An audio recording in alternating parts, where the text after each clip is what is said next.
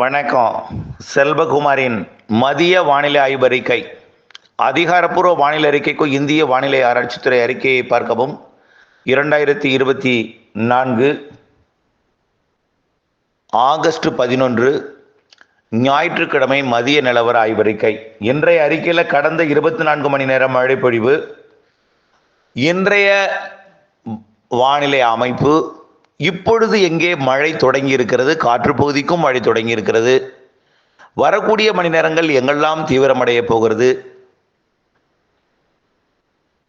நேற்று போல் அதாவது விழுப்புரம் மாவட்டத்தில் 22 சென்டிமீட்டர் பெய்தது போல கடந்த சில நாட்களாகவே ஆங்காங்கே மிக கனமழை பொழிவு பொழிந்து வருகிற நிலையில் இன்றைக்கு மிக கனமழை பொழிவு எங்கே பொழிய போகிறது, வியக்க வைக்கும் மழை பொழிவுகள்லாம் வரக்கூடிய நாட்களில் இருக்கிறது, எங்கே எப்படி என்பதையெல்லாம் இந்த அறிக்கையில் விரிவாக பார்ப்போம்.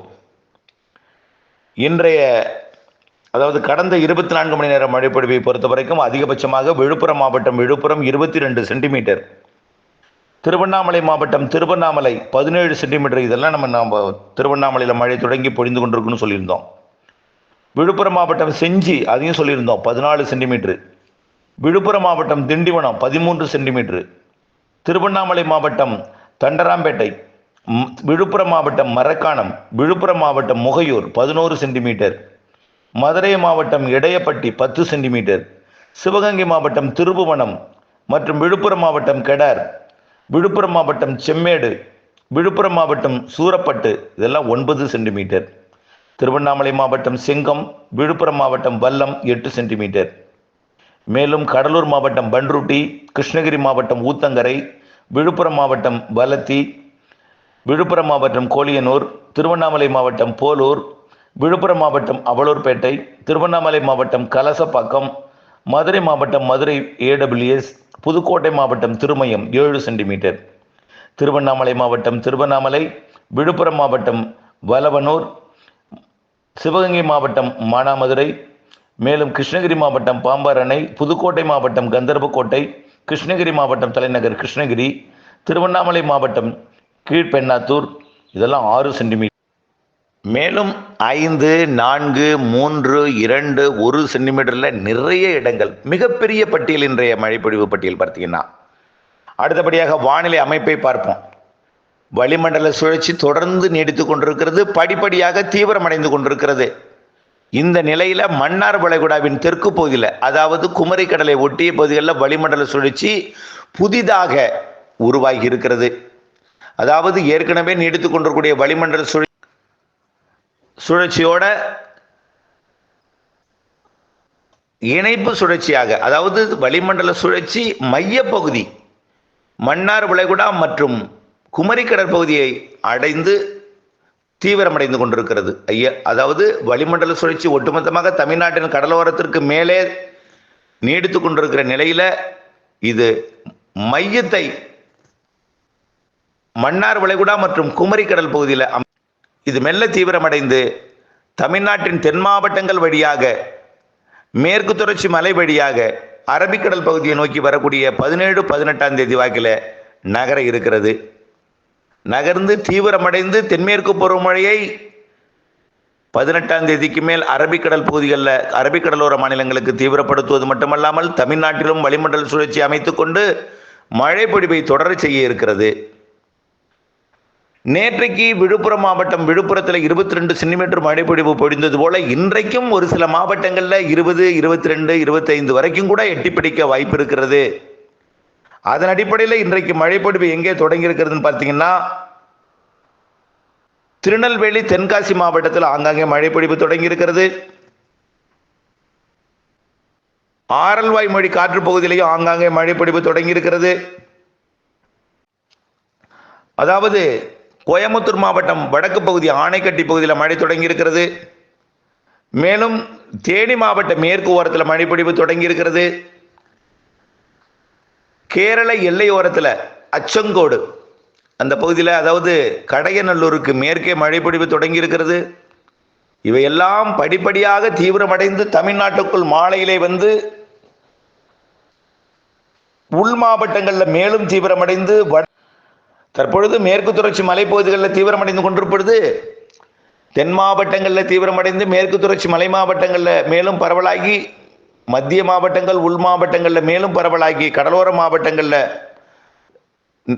மாவட்டங்களுக்கு நெருங்கி வந்து படிப்படியாக வடகடலோரம் நோக்கி தீவிரமடைந்து நள்ளிரவு அதிகாலை வரைக்கும் கனமழை பொழிவை கண்டிப்பாக கொடுக்க இருக்கிறது. ஆக இருக்கும் வானிலை அமைப்பை பார்க்கும் பொழுது இன்றைக்கு மிக கனமழை பொழிவு நேற்றைக்கு ஒரு இரு இடங்களில் தான் அமைந்தது. இன்று 10 சென்டிமீட்டருக்கு மேல் 25 சென்டிமீட்டர் வரைக்கும் பல இடங்களில் அமைவதற்கு சாதகம் தெரிகிறது. அப்படிப்பட்ட மாவட்டங்கள் எதுன்னு பார்த்தீங்கன்னா விருதுநகர், மதுரை, தேனி, ஏன் தென் மாவட்டத்திலிருந்தே திருநெல்வேலி, தென்காசி, தூத்துக்குடி மாவட்டத்தின் உள்பகுதி மற்றும் ராமநாதபுரம் மாவட்டத்தின் உள்பகுதி, கடலோர பகுதிக்கும் வாய்ப்பு இருக்கு.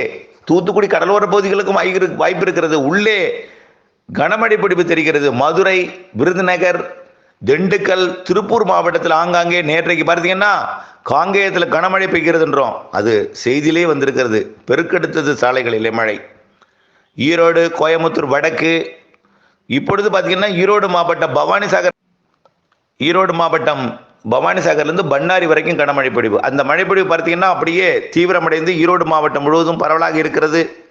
நாமக்கல், சேலம், கிருஷ்ணகிரி, தருமபுரி, திருச்சி, கரூர், புதுக்கோட்டை, சிவகங்கை, ராமநாதபுரம் மற்றும் திருச்சி டெல்டா மாவட்டங்கள், தஞ்சாவூர், திருவாரூர், நாகப்பட்டினம், காரைக்கால், மயிலாடுதுறை, அரியலூர், பெரம்பலூர், கடலூர், விழுப்புரம், கள்ளக்குறிச்சி, புதுச்சேரி, உள்ளே பார்த்தீங்கன்னா திருப்பத்தூர், வேலூர், ராணிப்பேட்டை மற்றும் திருவண்ணாமலை, கள்ளக்குறிச்சி, விழுப்புரம், சென்னை, திருவள்ளூர், காஞ்சிபுரம், செங்கல்பட்டு என்று தமிழ்நாட்டின் அனைத்து மாவட்டங்களும் அடங்கும். கண்டிப்பாக தென் மாவட்ட மேற்கு தொடர்ச்சி மலைப்பகுதிகளில் உருவாகி பிறகு கோயம்புத்தூர், நீலகிரி, ஈரோடு உள்ளிட்ட மாவட்டங்களில் தீவிரமடைந்து, திண்டுக்கல் மற்றும் கரூர் மத்திய மாவட்டங்களில் தீவிரமடைந்து, கரூர் மற்றும் திருச்சியெல்லாம் தீவிரமடைந்து பிறகு டெல்டா மாவட்டங்களுக்கு வந்து பிறகு வடகடலோரம் வரைக்கும் நல்ல ஒரு மழைப்பொழிவை வடவுள் மாவட்டங்கள் வரைக்கும். இப்படிப்பட்ட மழைப்பொழிவு இன்றைக்கு மாத்திரமல்ல, இப்படித்தான் தினசரியே அமைய போகிறது. படிப்படியாக மழைப்பொழிவும் பரப்பும் அளவும் அதிகரிக்கும். கிருஷ்ணகிரி, தருமபுரிக்கெல்லாம் நான் எந்த மாவட்டத்தையும் பெயர் குறிப்பிட்டு சொல்ல முடியாத அளவிற்கு எல்லா மாவட்டங்களுக்குமே மழை இருக்கு. எல்லா மாவட்டங்களுக்குமே வேணா இந்த டெல்டா மாவட்டங்களில் கடலோர பகுதிகளில் கொஞ்சம் குறைவாக இருக்கலாம். ஆனால் அதுக்கு கூட 4-5 சென்டிமீட்டர் இருக்கு. அதிகப்படியான மழைப்பொழிவு ஏரி குளங்களை நிரப்பக்கூடிய அளவிற்கு மழைப்பொழிவுகள் பல மாவட்டங்களுக்கு இருக்கிறது. இயற்கையாகவே நேற்றைக்கு விழுப்புரம் மாவட்டத்தில் 3 நாளில் 50 சென்டிமீட்டருக்கு மேல மழை பொழிந்திருக்கிறது. இப்படிப்பட்ட மழைப்பொழிவுகள் இன்னும் பல மாவட்டங்களுக்கு கொடுக்க போகிறது. வியப்பூட்டு மழை. வழக்கத்திற்கு மாறான வானிலை அமைப்பு, வழக்கத்திற்கு மாறாக ஏற்படக்கூடிய வளிமண்டல சுழற்சி, வளி சுழற்சின்னு சொல்லியிருக்கோம் காலையில். ஆகவே இவையெல்லாம் வரக்கூடிய நாட்களிலே ஒரு சிறப்பான ஒரு மழைப்பொழிவை எந்த இடத்துலையும் எப்போ வேணாலும் கொடுக்கலாம். ஆனால் பகலில் பெய்யாது. எல்லாமே மதியத்திற்கு மேலே தான் மேற்கே உருவாகும். மாலை, இரவு, நள்ளிரவு, அதிகாலை வரைக்கும் வெளுத்து வாங்கும். ஆக எங்க இடத்துல எவ்வளவு மழை பெய்யும் அப்படிங்கிறத சொல்ல முடியாது. ஆனால் வரக்கூடிய 16ஆம் தேதிக்குள் இன்னும் பல மாவட்டங்களுக்கு வியப்பூட்டு மழைப்பொழிவு. நிறைய வயல்களிலேயும் பண்ணை குட்டைகளிலும் நீர் தேங்கும் அளவிற்கு. ஆக நான் எந்த இடத்தையும் ஒதுக்குவதற்கு எனக்கு மனம் வரவில்லை. ஆகவே எல்லா இடத்திற்குமே வாய்ப்பு தெரிகிறது. இயற்கை ஒரு சில இடங்களை ஒதுக்கலாம். அப்படி ஒதுக்கும் என்று பார்க்கக்கூடிய பகுதி பார்த்தீங்கன்னா காற்று பகுதியில் கொஞ்சம் குறைவாக இருக்கலாம். அதுவும் குறைவுனாலும் அதுலேயும் கூட 5 சென்டிமீட்டர் மழை பொழியும். 5 என்பது சர்வசாதாரணமாக பொழியக்கூடிய மழை பொழிவாகிவிட்டது. இப்பொழுது சர்வசாதாரணமாகவே கொஞ்சம் சிறிது நேரத்திலேயே தாம்பரம், குரோம்பேட்டை, பல்லாவரம் பகுதிகளில் கொட்டி. ஆக நாம் அனைத்திற்கும் முன்னெச்சரிக்கை தேவை.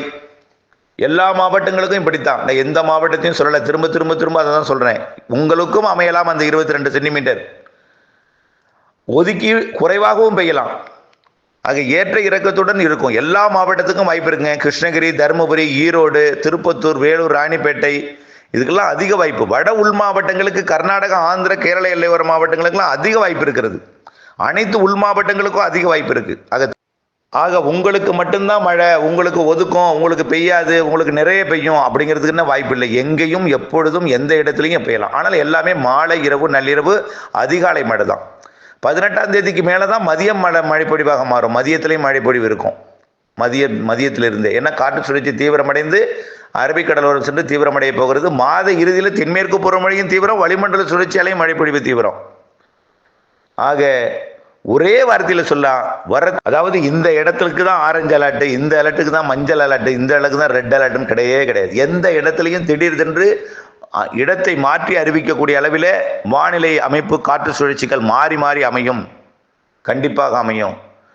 ஆகவே அந்த மாவட்டத்துக்கு தான் ஆரஞ்சு அலர்ட், நமக்கு கிடையாது, அப்படி கிடையாது. எந்த இடத்திற்கும் திடீரென்று மாற்றி அறிவிக்கப்படும் அளவிற்கு சொல்லும் இடம் ஒன்றாக இருக்கும், ஆனால் பொழியும் இடம் ஒன்றாக இருக்கும். ஆகவே வானிலைகள் திடீர் என்று மாறுதலுக்கு ஏற்படுத்தக்கூடிய அளவில் வளிமண்டல சுழற்சி எந்த இடத்துல வேணாலும் அது தன்னுடைய குணத்தை மாற்றி அமைத்துக் கொண்டு, இருகாற்று அமைப்பை மாற்றி மாற்றி அமைத்துக் கொண்டு எந்த மாவட்டத்துக்கும் எப்படி வேணாலும் மழை பொழிவு கொடுக்கலாம். வேணா டெல்டா கடலோரம் வேணா கொஞ்சம் குறைவாக இருக்கலாம், அது கூட 5 சென்டிமீட்டர் இருக்கும் என்பதுதான் என்னுடைய ஆய்வறிக்கை. ஆக தொடர்ந்து வானிலை ஆய்வறிக்கையோடு இணைந்திருந்து அப்டேட்ஸ் அறிந்து வானிலை மாறுதல் அறிந்து திட்டமிட்ட வேளாண்மை செய்து லாபமடைய அன்போடு கேட்டுக்கொள்கிறேன். நன்றி.